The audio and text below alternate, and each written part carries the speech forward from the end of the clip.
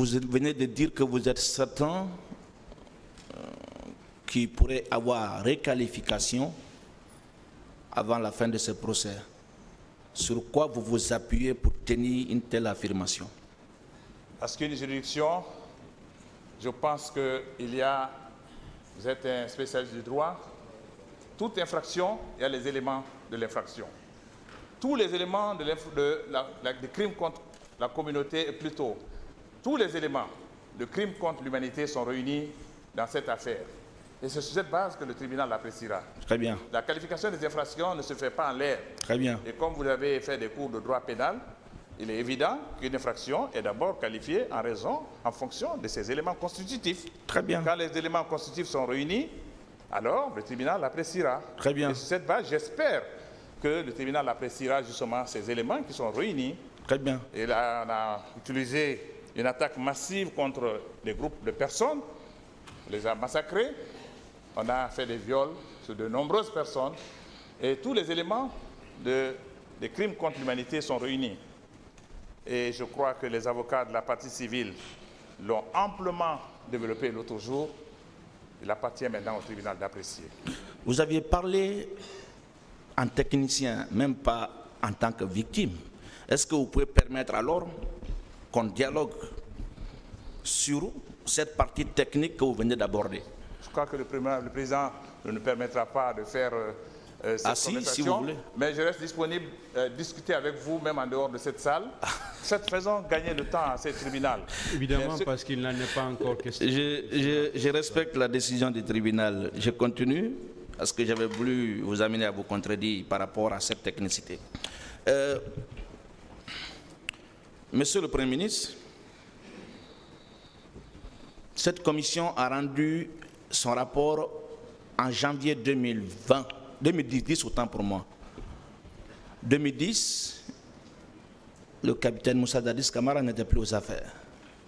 Pensez-vous qu'à cette date, il avait le pouvoir d'influencer encore, pendant qu'il n'était plus aux affaires, les conclusions de ce rapport? Ce sont les hommes qui avaient été mis en place à cette époque-là, qui avaient fait leur travail, qui ont rendu ce rapport. Et la commission d'enquête internationale, c'était des robots? Pardon? Et la commission d'enquête internationale était composée des robots? Des robots? Vous dites que ce sont des hommes qui ont fait le rapport que vous contestez, que vous ne croyez pas. Alors je pose la question, est-ce que la commission d'enquête internationale... Ce n'est pas ce qu'il a dit. Oui, mais il a dit que c'était des hommes. Il a dit que ce sont les hommes qui avaient été mis en place. Et n'est-ce pas aussi les mêmes hommes qui avaient été mis en place pour sortir les travaux de la commission d'enquête internationale? Mais maître, en quoi on pouvait leur donner des ordres? C'est une commission très honorable qui est venue ici. Et la qualité des personnes, les personnes qui sont arrivées ici, sont des personnes d'une moralité exemplaire, qui ne relevaient pas d'un gouvernement et qui n'avaient aucun intérêt à prendre part pour Paul ou Pierre. Ils sont venus, ils ont constaté des faits et ils ont fait rapport aux Nations Unies, au secrétaire général des Nations Unies et au Conseil de sécurité. Donc, moi, je ne remets pas en cause la crédibilité de la Commission internationale d'enquête. Très bien. Parce que je connais comment ça fonctionne. Discutons toujours de la crédibilité. Ah oui, on va en parler. Votre manifestation du 28 septembre 2009 n'était pas que l'œuvre des partis politiques. C'était aussi l'œuvre des organisations de la société civile, n'est-ce pas? Non. La veille de notre manifestation, la société civile s'était désolidariser. Ils ne sont pas venus. Évidemment, certains sont venus à titre personnel. Mais la société civile, vers la fin, vous savez, les forces vives avaient été infiltrées. Il y a eu beaucoup de transactions. D'accord. Est-ce que vous pouvez... ici devant ce tribunal. Tout ce qui a été fait pour affaiblir les forces vives, si je rentre dans ce détail, on ne sortira pas de cette salle. Est-ce que vous pouvez... Les sociétés civiles, officiellement, n'étaient pas avec nous, parce que les dernières réunions, ils n'étaient pas là. Très bien. Est-ce que vous pouvez dire ici les acteurs de la société civile qui sont venus à titre personnel? Non, je veux dire que lorsque nous avons tenu les dernières réunions plénières, la société civile n'était pas représentée en tant que telle. Mais les personnes de la société civile qui sentaient que vraiment ces personnes-là, elles croyaient qu'elles devaient participer à cette manifestation. Ces personnes-là sont venues et parmi elles, il y a eu de graves victimes, beaucoup de victimes. Mais c'était tout le monde. À partir du moment où le réquisitoire qui a conduit à la tenue de ce procès a visé en premier lieu le rapport de la commission d'enquête nationale, est-ce que vous pouvez nier ici que le président Moussa Dadis Camara, qui est cette personne qui a créé et meublé cette commission,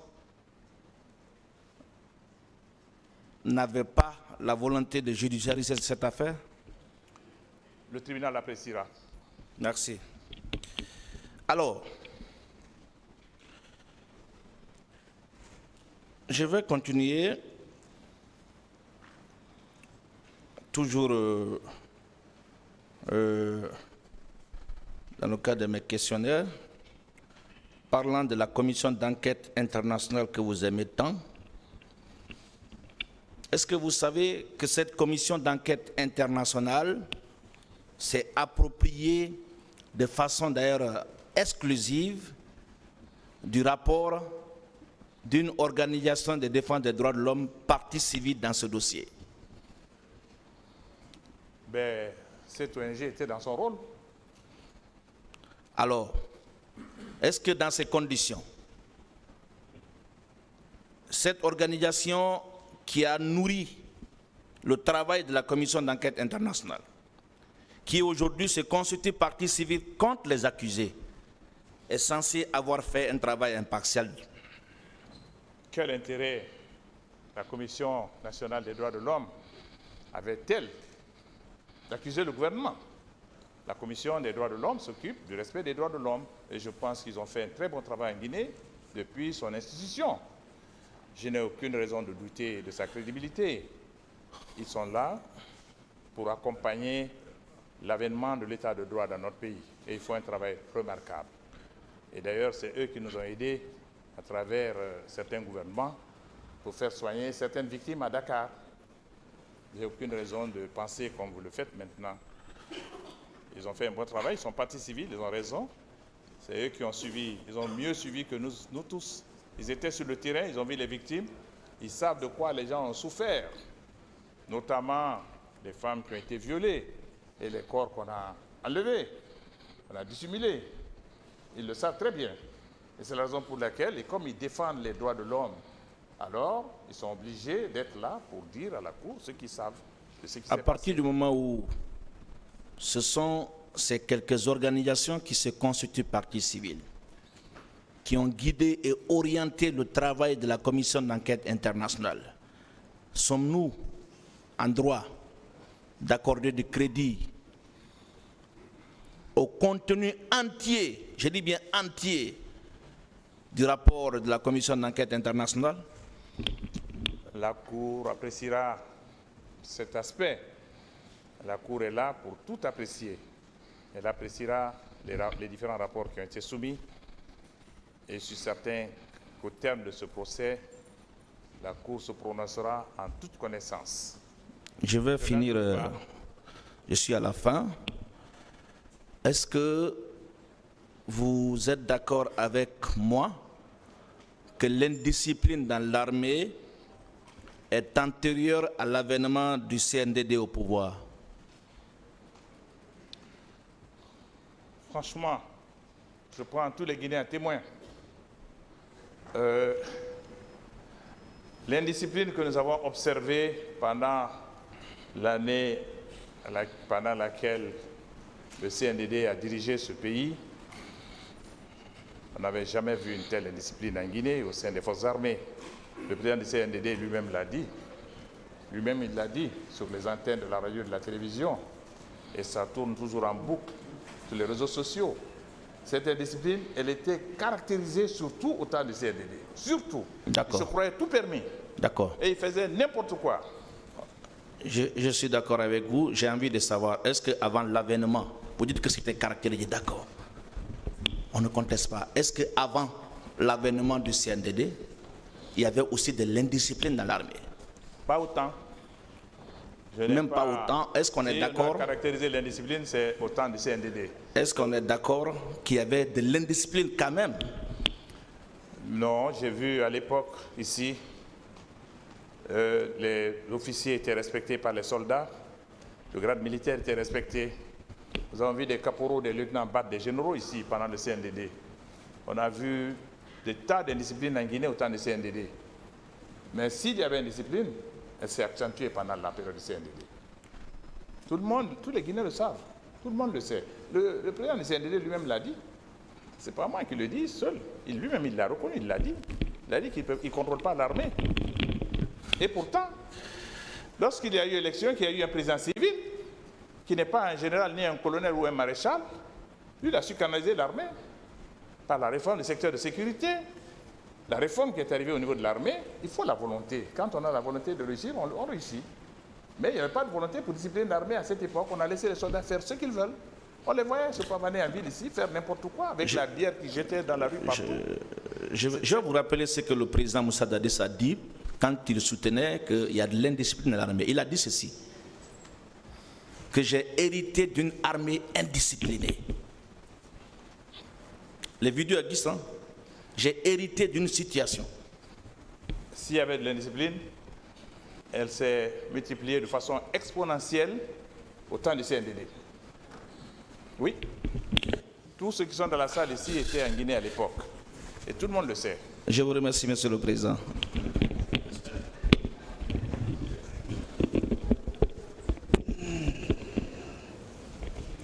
Monsieur le Premier ministre. Oui. Vous avez ce matin communiqué une photo. Oui. Quel est le mal que vous avez subi? Pardon? Le mal que vous avez subi. Ben, le mal est là. Et j'ai expliqué, c'était au coude. J'ai développé un nigroma que j'ai dû faire opérer. J'allais perdre mon bras. Et j'ai expliqué pourquoi les autres ont des pansements à la tête et moi je n'en ai pas. Ça fait rire certaines personnes. Mais c'est la réalité. Moi j'ai reçu 2 coups violents sur la tête qui auraient pu me casser la tête comme les autres. Et c'est la raison pour laquelle j'ai dit que je suis tombé avec un violent coup et Sidi a été arrêté, il a vu. Et quand nous étions à la clinique le soir, pendant que chacun racontait les périspéties de cette journée, que Jean-Marie, le moment n'était pas indiqué, Jean-Marie nous montrait les sévices sur son corps et nous disait, je vais le dire devant le tribunal, et si je ne voulais pas le dire. Jean-Marie a dit, depuis qu'il est né, qu'il n'a jamais été battu comme ce jour-là. Il nous l'a dit. Et il a enlevé son pantalon, on a regardé son corps. Ça faisait pitié. Ils avaient aussi les têtes, tout le monde avait la tête cassée avec les pansements. Moi, je ne l'avais pas, parce que Sidia s'est tourné vers moi, il m'a dit, mais toi là, mon frère, tu as vraiment une carapace sur la tête. Hein. C'est peut-être cette carapace-là qui m'a sauvé. Mais j'ai souffert, comme vous avez vu les photos, j'ai souffert du coude. D'accord. Le mal est guéri chez vous? Pardon? Le mal est guéri? Ah oui, j'ai été opéré, donc c'est fini. J'ai été opéré à Paris. D'accord. Après les événements, à quel moment vous êtes sorti du pays? Une autre question. J'ai répondu à ça. D'accord. Le 3 décembre 2009, vous étiez à Conakry? Nous étions dehors. J'ai dit qu'après, quand nous avons été invités par la CEDEAO, nous sommes sortis et on n'est plus revenus. C'est quand il y a eu le changement que nous sommes revenus. Pour mettre en place une véritable transition. D'accord. Est-ce que vous avez appris que des militaires supposés avoir pris part activement aux événements avaient été interpellés et conduits au PM3? Non. Vous n'avez pas appris? Je n'étais pas là. Est-ce que vous avez appris que parmi les accusés, il y a un qui s'est déplacé pour aller les libérer de force? Je n'étais pas là. Je ne sais pas. Au cours des débats, vous n'avez pas entendu cela? Ben, franchement, j'ai écouté les récits ici. Je ne sais pas. Je n'ai pas bien compris pourquoi les deux étaient qu'on avait amenés à la gendarmerie à l'époque. Je n'ai pas bien compris. Posez la question à Touma qui est venu s'expliquer ici. Il vous donnera des explications. Et à la gendarmerie nationale, il peut venir expliquer pourquoi les deux étaient détenus. Moi, je ne sais pas. Moi, je n'étais pas là. Je ne savais même pas. Je ne connaissais même pas cette histoire-là. Je ne connaissais pas. D'accord. Je n'étais pas au courant. Est-ce que si les deux-là étaient restés sous les mains de la justice, vraiment la vérité n'allait pas éclater avant aujourd'hui dans cette affaire? C'est ce que vous dites, maître. Il s'agit de savoir si les deux étaient des pièces maîtresses du drame du 28 septembre. Mais c'est vous qui le dites, moi je ne sais pas, je ne les connais pas. Je ne les ai pas vus ça et je ne les connais même pas. Ces deux personnes-là, je ne les connais pas. Nous n'avons pas. Est-ce qu'une autorité quelconque, un commandant quelconque ou un militaire quelconque avait le droit d'aller faire libérer des militaires qui sont présumés avoir pris part aux événements au stade? Cette question a été posée à Toumba ici, il a répondu, moi je ne réponds pas à sa place. Je dis de façon générale que l'armée guinéenne, les forces de défense et de sécurité, il y avait une indiscipline caractérisée au sein de l'armée et ça touchait tout le monde. Mais s'il se trouve que les deux qui ont été libérés là, c'est eux qui vous ont blessé, est-ce que vous ne pensez pas que vous perdez l'avantage de toute indemnisation? Mais je n'ai pas besoin d'indemnisation, je vous ai déjà dit. Ou de dédommagement? Je vous ai dit que je ne veux pas de dédommagement. Je l'ai dit 1000 fois, je veux que les victimes soient dédommagées. Ma personne ne compte pas. Mais les deux personnes-là, ce n'est pas ces personnes-là qui nous ont frappés. Eux, je ne les ai même pas vus au stade. Pourquoi veux-tu que je dise que c'est eux qui nous ont blessés? Ah, vous ne pouvez même pas les reconnaître, donc vous ne pouvez pas affirmer que ce n'est pas eux qui vous ont porté main sur vous. Mais j'ai vu celui qui m'a frappé de visu. Il était là, devant moi, plusieurs fois. Voilà. Je l'ai vu. Peut-être si les deux qui étaient à la gendarmerie, personne n'était parti les faire libérer de force et qu'on les conduisa ici dans le box des accusés, vous aurez pu vous souvenir. Non, il y avait plusieurs soldats ce jour-là. Les personnes que j'ai remarquées particulièrement, il y a eu Toumba bien sûr, mais celui qui s'est distingué particulièrement dans le molestage dont nous avons été l'objet, c'est Marcel. Il y avait d'autres soldats aussi qui agissaient. Mais celui qui s'est distingué particulièrement et qui parlait et qui a osé sortir une grenade pour faire sortir, pas nous seulement, mais toute la clinique avec les malades et toutes les installations, c'est Marcel. C'est lui que nous avons remarqué. Par exemple, est-ce que vous en voulez à celui qui a été libéré? Mais cette histoire-là ne me regarde pas. S'il allait libérer les gens, ça ne me regarde pas, moi. Mais justement, je n'en sais rien, moi. Monsieur le ministre, dans cette salle, le souci qui nous anime, c'est la manifestation de la vérité. Pour ne pas qu'un coupable échappe, mais qu'aucun innocent aussi soit condamné. Si cela est, vraiment la justice aurait tout à gagner dans ce procès. 2 personnes sont interpellées, conduites à la direction des investigations judiciaires pour des fins d'enquête pour des événements étroitement liés au 28 septembre. On ne peut jamais dire 2 sans dire 3. On ne peut jamais dire 3 sans dire 4. Peut-être à partir des 2, vous ne pensez pas qu'on pouvait remonter les informations du plus petit au plus grand des participants au stade, Monsieur le ministre? Encore une fois, je vous dis et je vous redis que le tribunal l'appréciera. Cette question a été largement débattue ici devant le tribunal. Quand Toumba est passé ici, et je pense qu'à partir de l'apparition de Toumba ici, le tribunal l'appréciera. Ce n'est pas à moi d'apprécier, puisque je ne suis pas concerné par cette question. C'est vous qui prononcez son nom. En dehors de lui, est-ce que vous avez appris qu'un autre militaire s'est comporté de la sorte? Non, je ne sais pas. En conséquence, cette affaire-là a été expliquée au tribunal ici. Moi, je ne savais même pas que ça s'était passé ici. Oui, Monsieur le ministre, en dehors de lui, nous sommes dans une république qui a été fait libérer de force 2 personnes. Est-ce que vous avez appris qu'un autre militaire s'est prononcé, s'est comporté de la sorte? Mais même lui-même, je ne savais pas. C'est au tribunal que moi j'ai appris ça. Ça ne m'intéresse pas. Je n'étais pas là. Je ne suis pas ici pour ça. Je ne suis pas là pour parler de cette question, puisque je n'étais pas là. Je ne suis pas concerné. Je ne connais pas. Vous êtes une des victimes? Pardon? Vous êtes une des victimes? Oui, mais la victime, ce n'était pas moi, la gendarmerie là-bas. Et ça, c'est entre eux, je n'étais pas là.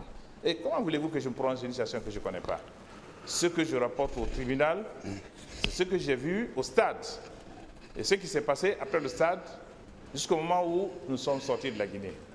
Et ce que j'ai vu à travers les viols qui ont été commis sur nos militantes et les personnes qui ont été massacrées, les personnes qui ont été blessées, je parle de cela. Mais je ne parle pas d'autres problèmes que je ne connais pas. Et vous me comprendrez, maître. Monsieur le ministre, les événements se sont produits au stade et dans toute la ville de Conakry. Est-ce que vous savez que le stade faisait partie des ressorts judiciaires du tribunal de première instance de Dixine? C'est à juste raison qu'on a envoyé ce jugement au tribunal de Dixine, parce que l'infraction étant commise dans la juridiction de Dixine, il est de droit constant que le procès se tienne là-bas. Est-ce que vous savez qu'il y avait un procureur de la République près de ce tribunal au moment des faits? Maître, je crois fermement que du moment où le gouvernement guinéen, même l'actuel gouvernement, a accepté avec la CPI d'organiser ce procès, je crois que le cadre de cette juridiction, de toute cette histoire a changé complètement. Nous sommes maintenant devant une juridiction qui agit et qui est en train de juger d'une affaire d'une extrême gravité. Monsieur le ministre, je ne vais pas faire d'autres commentaires. Monsieur le ministre, on n'a pas besoin de monter au ciel pour chercher ce qu'on a sur la terre, si ce n'est pas pour découvrir. Le tribunal va nous le montrer. Il y avait un procureur de la République. Quelle est la question? Il y avait un procureur de la République près le TPI de Dixine qui devait conduire les enquêtes avant la CPI, avant le procureur. Est-ce que vous ne pensez pas que vous-même vous avez contribué à fragiliser les institutions judiciaires dans cette affaire? Encore une autre accusation après le complot. Alors, avant que ce procureur-là soit nommé, la CPI était déjà saisie par le Conseil de sécurité. Et donc, ce n'est pas moi qui ai fragilisé. La CPI était déjà saisie par le Conseil de sécurité après le retour de la Commission internationale d'enquête. Monsieur le ministre. Et donc, je n'avais aucun intérêt. Moi, je suis très heureux. J'ai rendu hommage à une juridiction nationale composée de magistrats talentueux, persévérants, d'une grande humilité, d'une grande compétence. Je l'ai salué. Parce que si je ne faisais pas confiance à ce tribunal, je ne serais même pas venu ici. Je serais resté là où j'étais. Je serais resté là-bas. Je suis venu parce que j'ai confiance en cette juridiction nationale. Donc, vous ne pouvez pas dire ce que vous dites. Mais tout ce que vous rappelez là, dites-là. Moi, je n'étais pas là. Moi, je n'étais pas ici. Monsieur le Premier ministre, vous pesez très lourd. Vous avez un grand poids. Et à l'interne et à l'international. Et sous cette photo, un seul n'a pas été encore Premier ministre dans ce pays. La question, s'il vous plaît. La question est de savoir si vous êtes les premiers à banaliser la commission d'enquête nationale, est-ce que vous n'avez pas contribué à ne pas faire avancer les enquêtes en ce moment? Et c'est nous-mêmes aujourd'hui qui chantons les louanges de juridiction nationale.